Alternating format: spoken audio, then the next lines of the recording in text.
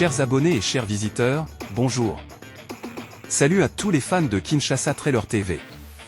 Saviez-vous que 85% d'entre vous regardent nos vidéos sans s'abonner? Si vous aimez nos contenus, un simple clic sur le bouton s'abonner aidera notre chaîne à se développer et ainsi nous pourrons vous fournir des trailers et contenus de qualité plus lucratifs. Alors, n'hésitez plus et abonnez-vous dès maintenant. Merci pour votre soutien.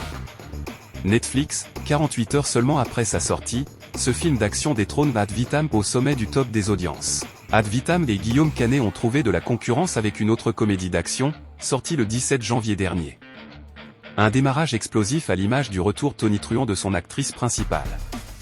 Sorti le vendredi 17 janvier, Back in Action s'est hissé en moins de 48 heures tout en haut du classement des films les plus visionnés sur Netflix. Pour son comeback à l'écran, Cameron Diaz, qui forme un duo d'enfer avec Jamie Foxx dans cette comédie policière pétillante, réussit donc la performance de dépasser Guillaume Canet et un autre thriller du genre Ad Vitam, en tête du 6 au 12 janvier.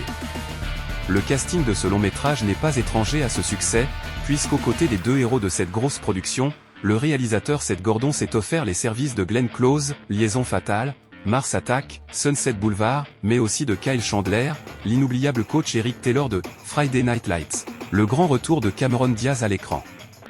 Le scénario de Back in Action est, lui, plus convenu. Un couple de parents, ex-agents de la CIA, va en effet devoir reprendre du service pour protéger leurs enfants, qui n'ont aucune idée de leur passé, et retrouver une vie normale.